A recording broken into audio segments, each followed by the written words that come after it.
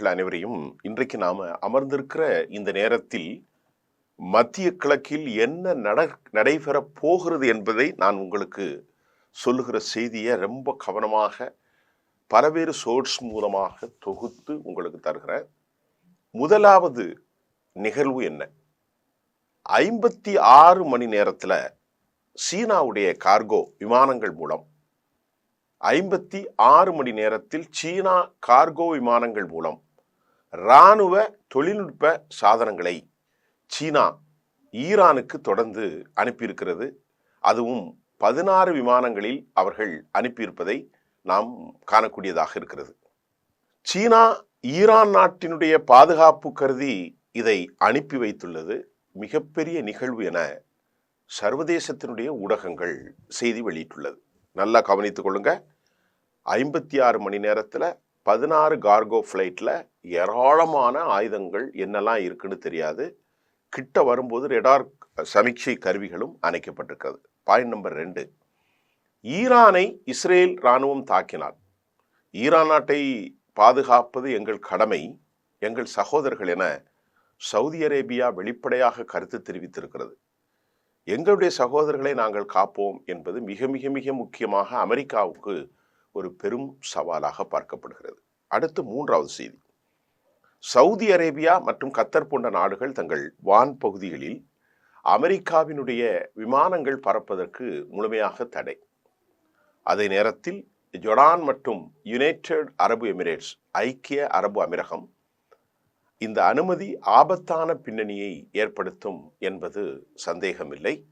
இந்த நிலையில் துருக்கி வெளிவிவகாரத்துறை அமைச்சர் ஹக்கன் பிதான் அறிவிப்பு என்னன்னா, துருக்கி ஈரான் ஆதரவை உறுதி செய்திருக்கிறது.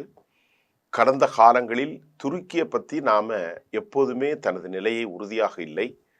எர்டோகன் உதாரணமாக கசாவில் தாக்குதல் நடந்த போது கூட அமெரிக்கா மற்றும் இஸ்ரேல் ஆதரவு நிலைப்பாட்டையும் அசர்பைஜானிலிருந்து பெட்ரோலை கடத்தியதும் நமக்கு தெரியும். 4வது, அமெரிக்க தாக்குதல் நடத்துவதற்கு முன்பே ஈரான் மற்றும் இஸ்ரேல் இடையே தாக்குதல் வாய்ப்புகள் அதிகம் இருக்கிறது.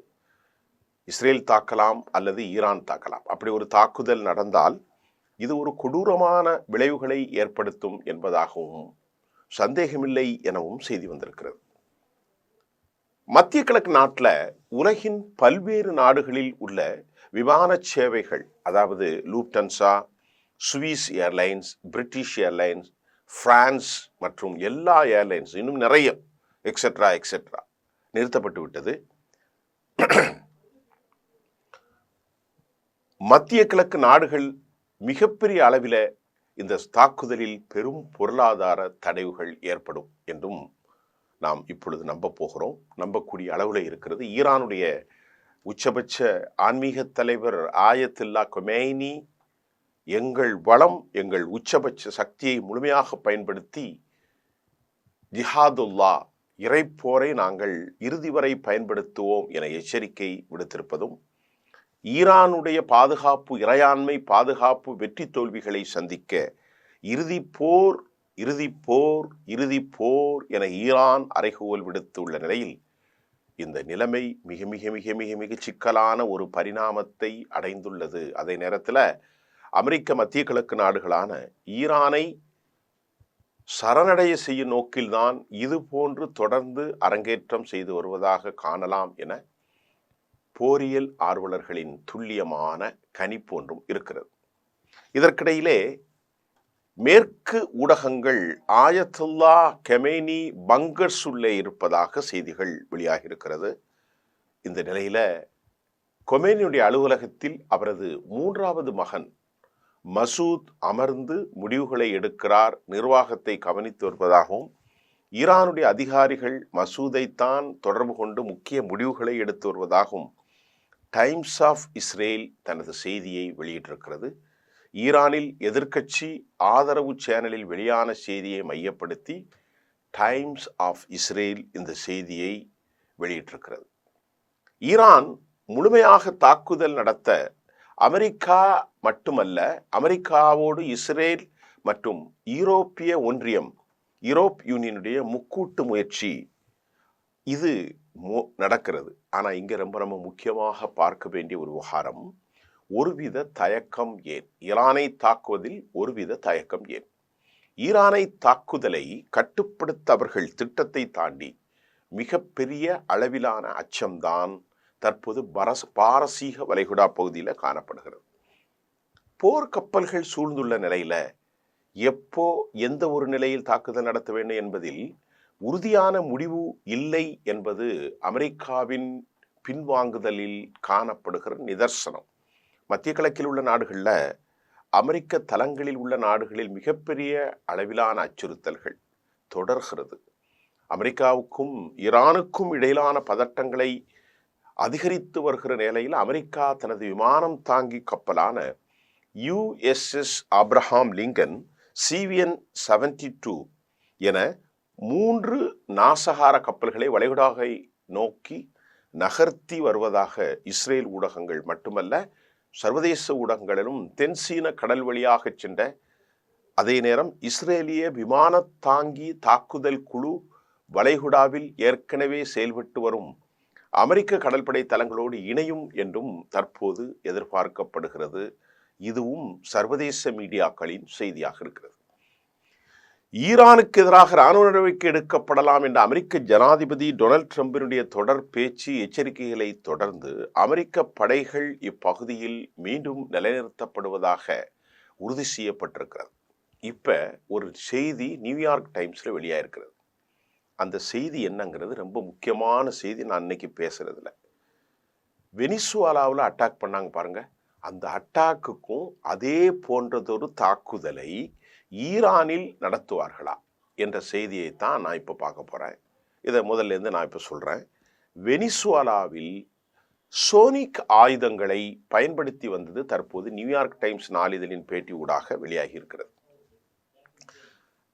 What is sonic? சோனிக் என்றால் இது ஒரு மின்காந்த அதிர்வு அலை மூலம், அதாவது டிஸ்கம்பர்ட் யூனிட் வெப்பன்ஸ் என்று சொல்லப்படுகிறது. அமெரிக்க அதிபர் சொல்கிறார், இந்த டிஸ்கம்பர் யூனிட் வெப்பன்ஸ் குறித்து I don't say for anything, நான் எதுவும் சொல்ல முடியாது அப்படின்னு அவர் சொல்றார். வி வேர், அந்த செய்தியில நியூயார்க் டைம்ஸினுடைய ஆங்கில செய்தியும் தமிழாக்கமும், we were on guard but suddenly all our radar system shut down. இது யார் சொல்றான்னா, இந்த தாக்குதல் நடத்துகின்ற போது வெனிசுவேலாவில் இருந்த இராணுவ பொறுப்பாளர்கள் தனது எக்ஸ்பிளனேஷன்ல என்ன சொல்றாங்கன்னா, நாங்க அங்க இருந்தபோது திடீரென எங்களுடைய நாட்டில் இருந்த எல்லா சிஸ்டமும், வெனிசுவேலாவில் இராணுவ தளபதி system, suddenly all our radar system shut down without any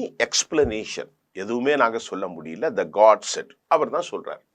அப்புறம் அவர் என்ன சொல்றாரு பாருங்க, the next thing we saw were drones. மேலே எங்களுக்கு மேலே வந்து ட்ரோன்கள் வேகமாக வந்தது, ஏராளமான a lot of drones, நிறைய ட்ரோன்ஸ் எல்லாம் வந்துடுச்சு. Flying over our position, we didn't know how to react. எங்களுக்கு என்ன செய்யறதுன்னே தெரியல, அப்படி ஒரு சூழல் உருவாயிற்று அப்படின்னு வெனிசுவேலாவுடைய பிரிகேடியர் இராணுவ தளபதி சொல்லிட்டு அவர் சொல்றாரு. தொடர்ந்து, நாங்க தயாரானாக இருந்த நிலையில தான் ஆயுத செயலிப்பு மட்டுமல்லங்க, எங்களுக்கு ரத்தம் வாந்தி வந்தது, நிறைய பேர் வாந்தி எடுத்தாங்களாம், ரத்த வாந்தி, மூக்குல ரத்தம் வந்துச்சு, பெரிய அளவிலான வலி இருந்தது, இரைச்சல் காதுகளில் ஏற்பட்டது அப்படின்னு சொல்றாங்க. இது ஒரு புதிய வித ஆயுதத்தை அவர்கள் பயன்படுத்தி இருக்கிறார்கள். அமெரிக்கா அனைத்தையும் செயலிழந்து மயக்க நிலைக்கு கொண்டு போகிறார்கள். அதனைத் தொடர்ந்து அமெரிக்காவுடைய நியூயார்க் டைம்ஸ் இவ்வாறு செய்தி விட்டிருக்கிறது. என்ன செய்தி அப்படின்னு, அது ஆங்கிலத்தில் வந்தது, அப்படின்னு உங்களுக்கு தமிழ்ல தரேன். We all started the bleeding from the nose. எங்கள் மூக்குகளில் இருந்து இரத்தம் வடிந்தது. He said, some were vomiting blood. இரத்த வாந்தி எடுத்தார்கள். We fell to the ground. நாங்கள் தரையினே அப்படியே மயங்கி விழுந்துட்டோம், சாய்ந்து விட்டோம். Unable to move. அங்கிருந்து எங்கேயுமே நாங்கள் நடக்க முடியல. We couldn't even stand up. And after that, the sonic weapon. எங்களால் எழுந்து கூட எதுவும் செய்ய முடியாத அளவிற்கு இந்த sonic weapon, after that sonic weapon or whatever it was, என்னங்கிறதே தெரியலையே அப்படிங்கிறத அவர்கள் சொல்கிறார்கள். இப்போது நமக்கு சர்வதேச போரியல் மிலிட்ரி டெக்னோக்ராட்ஸ் என்ன சொல்றாங்கன்னா, இது பாருங்க, இது மிக மிக அதிக சக்தி வாய்ந்த ஒளி அலைகள் இலக்கின் மூலமாக செயல்படுகிற ஒரு செவிப்பறைகளை சீர்குலைக்கலாம் அல்லது அழிக்கலாம். இதனால கடுமையான அதிர்ச்சி, வலி அல்லது திசை திருப்பல் ஏற்படும். இது பொதுவாக ஒரு நபரை செயலிக்க செய்ய போதுமானது. குறைந்த சக்தி வாய்ந்த இந்த ஒளி அலைகள் மூலம் மனிதர்களுக்கு குமுட்டல் அல்லது ஒருவித அசௌகரியத்தை ஏற்படுத்தும் இந்த டிஸ்கம்ஃபர்ட் சோனிக் வெப்பன்ஸை அவர்கள் பயன்படுத்தி இருக்கிறார்கள். இப்ப ரஷ்யா என்ன சொல்றாங்கன்னா, ரஷ்யாவினுடைய மிலிட்டரி எக்ஸ்பர்ட், இங்க பாருங்க, அமெரிக்கா பயன்படுத்திய இதை பற்றி எங்களுக்கு நல்லா தெரியும் அப்படின்னு அதை பத்தி டீட்டெயில் சொல்லிட்டு, ரஷ்யாவுடைய ஓர்ஷோனிக் ஆயுதங்களை இந்த மாதிரி விஷயங்களை வைத்து ஒன்றும் செய்ய இயலாது என ரஷ்ய தலைமை தெளிவாக தெரியப்படுத்தி உள்ளது. இதனை பற்றி எங்களுக்கு நன்கு அறியப்பட்ட ஒன்றுதான் என்றும் ரஷ்ய தலைமை தெளிவாக தெரியப்படுத்தி இருப்பதை நான் இங்கே சுட்டி காட்டுகிறேன். இந்த சோனிக் வெப்பன்ஸ் வெனிசுவாலாவை போன்று ஈரான் நாட்டின் மேல் தாக்குதல் நடத்த பயன்படுத்தலாம் என அமெரிக்காவினுடைய ஆய்வாளர்கள் கருதுகிறார்கள். கடந்த ஜூலை மாதம் இஸ்ரேல் இராணுவ தாக்குதலில் அமெரிக்கா இணைந்து 40 இராணுவ தளபதிகளும் 30 சயின்டிஸ்டுகளும் படுகொலை செய்யப்பட்டார்கள் ஈரானில். இந்த சம்பவத்தில் சோனிக் ஆயுதங்களை பயன்படுத்தி இருக்கலாம் என்று கருதப்படுகிறது. ஆனால் இன்னொரு சந்தேகத்தில் சோனிக் ஆயுதங்களை பயன்படுத்தினால் 56 மணி நேரம் கழித்த பின்தான் அடுத்த தாக்குதலை எதிர் அணியினர் செய்ய முடியும். ஆனால் ரிட்டாலியேஷன் ஃப்ரம் ஈரான் தெஹ்ரான் சரியாக 8 மணி நேரத்தில் இந்த தாக்குதலை அவர்கள் நடத்திவிட்டார்கள். அதனால தற்போதைய நிலையில் ஈரானுடைய இந்த electronics warfare or electronics sonics wave அலை மூலம் தாக்குதல் மட்டுப்படுத்தப்பட்ட ஒரு கண்டைனிங் த சக்தியை உருவாக்கி வைத்திருக்கும் என்ற கருத்தை மறுக்க முடியாது. அதை போன்று ரஷ்யா மட்டுமல்லாமல் ஈரானுக்கு இது போன்ற ஆரோக்கியமான ஆலோசனைகளை, தொழில்நுட்ப கருவிகளையும் ரஷ்யாவும் சீனாவும் வழங்கியிருக்கலாம் என்றும் சொல்லப்படுகிறது. இப்போ நான் இந்த விஷயத்தை சொன்ன பிறகு பாரசீக வளைகுடாவை நோக்கி நான் இப்போ பேசிக்கிட்டு இருக்க காலை 12 மணி அளவில் அவைகள் நெருங்கி இருக்கிறது. பாரசீக வளைகுடாவை நெருங்கி ஆப்ரஹாம் லிங்கன் கப்பல் போர்க்கப்பல்களுக்கு நெருங்கி இருக்க நேரத்தில் ஈரானுடைய உச்சபட்ச தளபதி சமாதி கட்டப்படும். அதில் கிட்டத்தட்ட ஒரு 50க்கு மேற்பட்ட ஏர்கிராஃப்ட்ஸ் நிறுத்தப்படக்கூடிய மிகப்பெரிய சாதனங்கள் கொண்டது ஆப்ரஹாம் லிங்கன்.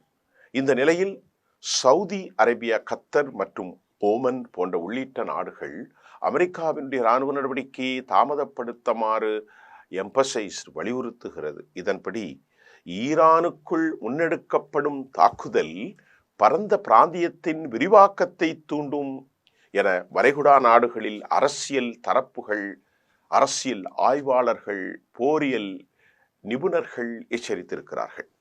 இதை தாண்டி போராட்டக்காரர்களை கொண்டதாக மேற்கத்திய குற்றச்சாட்டுகளை ஈரான் முழுமையாக நிராகரித்த பின்னணியில் பல்வேறு பதட்டங்கள் வெளியாகியிருக்கிறது. இன்றைக்கு கூட 800 பேர் தூக்குதலை நாங்கள் நிறுத்தினோம் என அமெரிக்கா சொன்னது. ஆனால் ஈரான் அப்படி ஒரு சம்பவம் நடக்கவில்லை, நாங்கள் அனைவரையும் தூக்கிட்டோம் என்று open declaration have been made. அதோடு இப்போது வந்திருக்கிற இந்த விமானம் தாங்கி போர்க்கப்பல் தாக்குதல் நடத்தும் போர்க்கப்பல்களை ஈரானுடைய அருகிலே அமெரிக்கா அனுப்பி வைத்திருப்பது, இதனால் போர் பதட்டம் ஏற்பட்டுள்ள நிலையில் ஈரான் மீதான எந்த தாக்குதலை போராகவும் கருதி பதிலடிக்க கொடுக்க ஈரான் ஃபுல் பிளிட்ஜிடா ஒரு prepared against US and Israel. இந்த மோசமான சூழல் வந்தாலும் அதை உயிர் கொடுத்து எதிர்கொள்ள எங்களின் இராணுவம் உஷார் நிலையில் உள்ளது.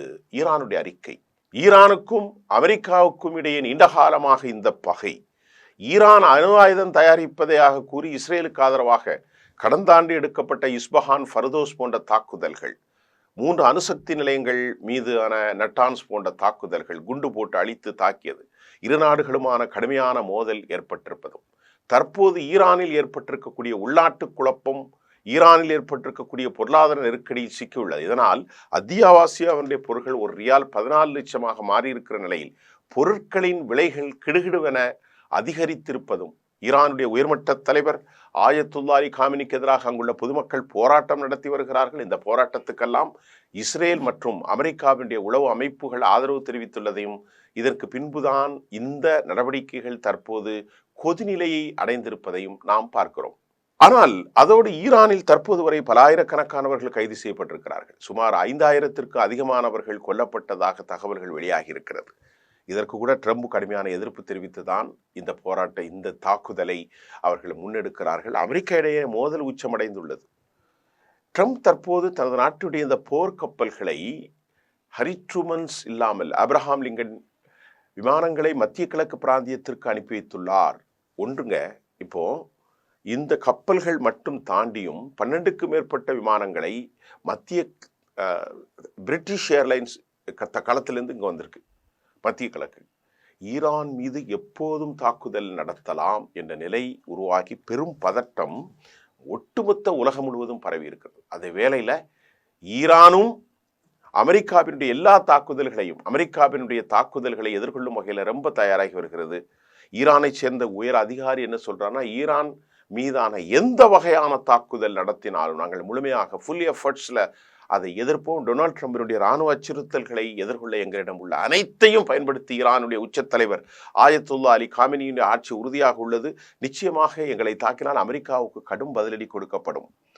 அமெரிக்கா தற்போது அனுப்பியிருக்கிற அந்த போர்க்கப்பல் விமானம் தாங்கி போர்க்கப்பலாக இருக்கின்ற USS ஆப்ரஹாம் லிங்கன் மற்றும் என்னெல்லாம் வந்திருக்குன்னு பாருங்க. USS ஆப்ரஹாம் லிங்கன் மற்றும் டொமாஹாக் மிசைல்ஸ் கொடூரமாக்க தாக்குதல் நடத்தும் 3 போர்க்கப்பல்கள் மத்திய கிழக்கு பிராந்தியத்தை நோக்கி அமெரிக்கா அனுப்பி வைத்திருக்கிறது. இதில் USS ஆப்ரஹாம் லிங்கன் கப்பல், அது மாதிரி இல்லாமல் F-35C மற்றும் FA-18 போர் விமானங்களை இது கொண்டிருக்கிறது. அதிலே கப்பல்லே இருக்கிறது. அது மட்டுமின்றி அமெரிக்க சார்பில் ஜொர்டான் நாட்டில் பிரிட்டனுக்கு சொந்தமான விமானப்படை தளத்தில் F-15E ஸ்ட்ரைக் ஈகிள் ஜெட்ஸ் 12 போர் விமானங்கள், நான் ஏற்கனவே சொன்னேன், இதையும் அமெரிக்கா ஜொர்டானில் நிலைநிறுத்தி உள்ளது.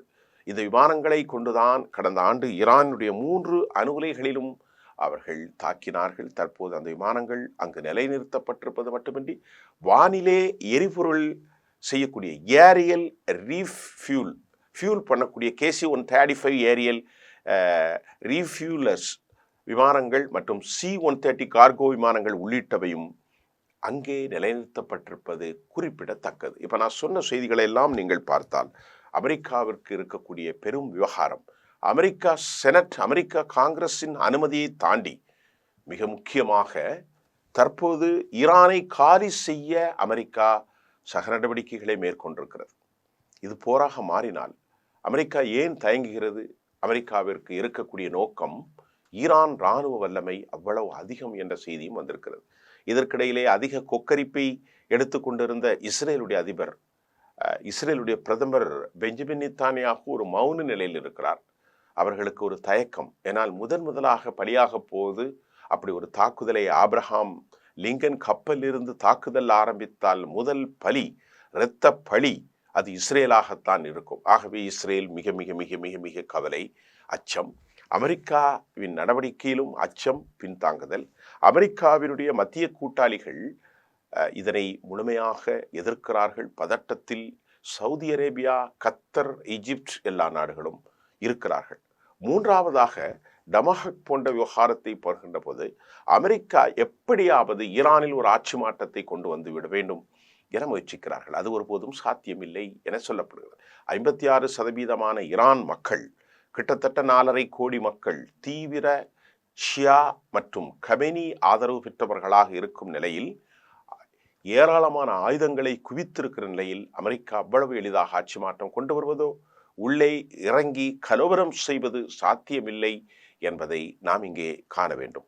அமெரிக்கா 2வது திட்டம் அந்த ஹெர்மூஸ் வளைகுடாவில், சந்தான குறுகலான வளைகுடா உலக ட்ரேடில் 20% கொண்டிருக்கிறது.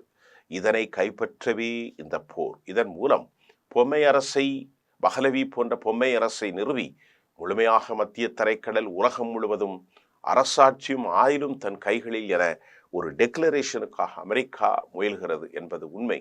உண்மையில் இந்த போரில் ஈரான் வீழ்ச்சி அடைந்தால் போர் நடக்குமா என்பது எனக்கு தெரியாது. ஈரான் ஒருவேளை வீழ்ச்சி அடைந்தால் உலகமே வீழ்ச்சி அடைவதற்கு ஒப்பு. ஏனென்றால் மொனோப்போலி ஒரு அரசு அமெரிக்காவில் உருவாகிவிடும். $60 இந்தியா போன்ற நாடுகள் இன்றைக்கு உலகம் முழுவதும் வாங்கி கொண்டிருக்கிற அந்த பேரல் விலை 120 என்ன எவ்வளவு நியமித்தாலும் அது அமெரிக்காவின் நியமனமும் அமெரிக்க டாலர்களின் வளர்ச்சியை தாண்டித்தான் செல்லும். மௌன நிலையில் இருக்கும் புட்டின், அதே போன்று செயல்பாட்டில் மிக கடுமையாக செயலாற்றி கொண்டிருக்கக்கூடிய சீனா, ஆயத்துல்லா காமினி, என்ன நடக்கப் போகிறது?